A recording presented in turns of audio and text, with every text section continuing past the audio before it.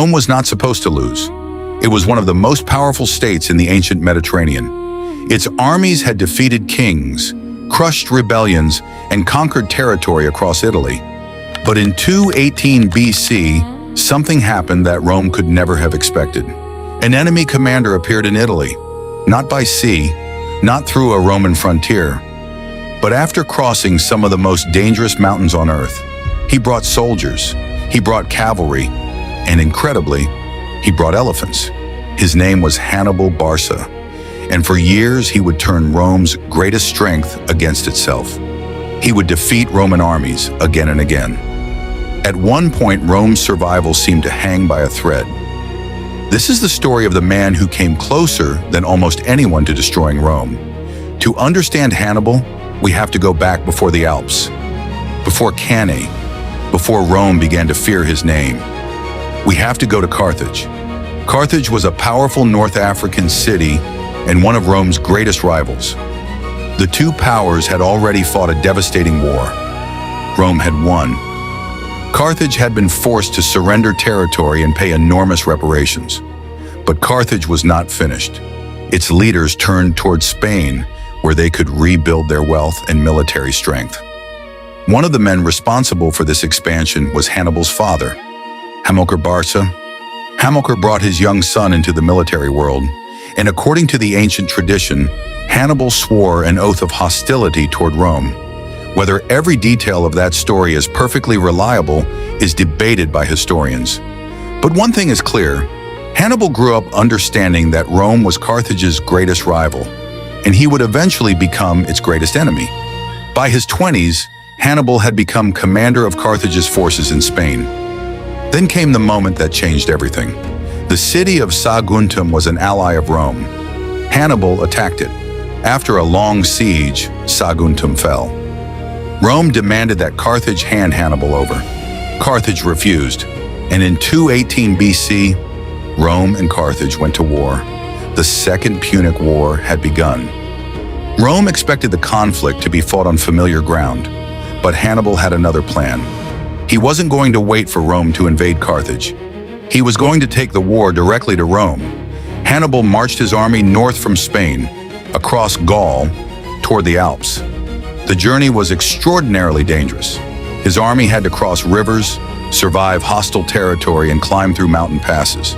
Then came the Alps. Snow, rock, narrow paths, hostile tribes, and an enemy that couldn't be negotiated with, nature itself.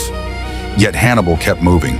His army emerged into northern Italy in late 218 BC. The journey had cost him heavily, but he had accomplished something Rome never expected. He had brought the war into Italy, and Rome suddenly had a terrifying problem. The enemy wasn't coming. The enemy was already there. Hannibal wasted little time. At the battles of Ticinus and Trebia, Roman forces suffered defeats. Then came Lake Trasimene. In 217 BC, Hannibal used the landscape itself as a weapon. He concealed his forces near the lake and attacked the Roman army as it moved through the area. The Romans were caught in an ambush.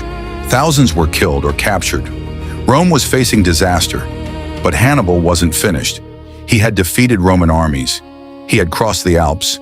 He had invaded Italy. And now the Romans faced a terrifying question. How do you defeat an enemy who seems to know exactly where you're going to be? Rome's answer came from a cautious commander, Fabius Maximus. Fabius understood something that many Roman commanders didn't. Rome did not need to destroy Hannibal in one glorious battle. It simply needed to survive. So Fabius avoided giving Hannibal the decisive battle he wanted. He followed him, harassed his forces, cut off opportunities, and slowly tightened the pressure. But many Romans hated this strategy. They wanted victory, they wanted glory, and eventually Rome returned to the strategy it knew best: bring a massive army to the battlefield. The result would become one of the most famous battles in military history. Cannae, August 2nd, 216 BC. The Roman army was enormous. Hannibal's force was smaller, but Hannibal understood something crucial. The Romans believed their superior numbers would crush him. So Hannibal designed a trap. His center was deliberately positioned forward. As the Roman infantry pushed into it, the Carthaginian center gradually gave ground. The Romans advanced, and advanced, exactly as Hannibal wanted. Then the Carthaginian flanks moved inward. The Roman army was being surrounded. Behind them, more Carthaginian forces closed the gap. The Roman soldiers were packed together. There was almost nowhere to move. The battlefield became a killing zone. By the end of the battle, tens of thousands of Romans were dead. Cannae was one of Hannibal's greatest victories. Rome had suffered a catastrophe, and now the road to Rome seemed open. This is where history takes an unexpected turn. Hannibal had destroyed one of Rome's greatest armies. Rome was terrified, but Hannibal did not capture Rome. Why? The answer is complicated. Hannibal's army had suffered losses of its own. Rome itself was heavily fortified, and taking a city as large and defended as Rome would require enormous resources. Most importantly, Rome refused to surrender. Instead of collapsing after Cannae, Rome changed its strategy. It raised new armies. It avoided giving Hannibal the decisive battle he wanted, and it fought on multiple fronts. Hannibal had won spectacular battles, but Rome was fighting a different kind of war. A war of endurance.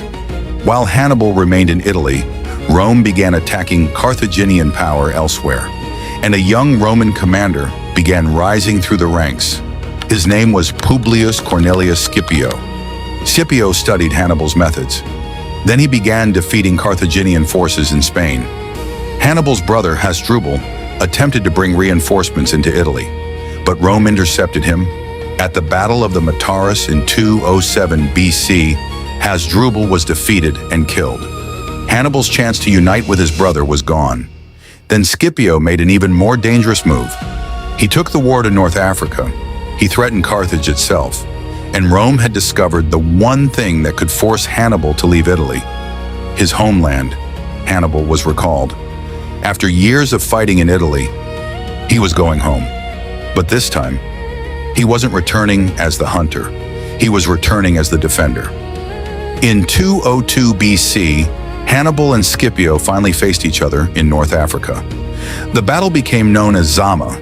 Hannibal still had elephants, but Scipio had studied his enemy carefully.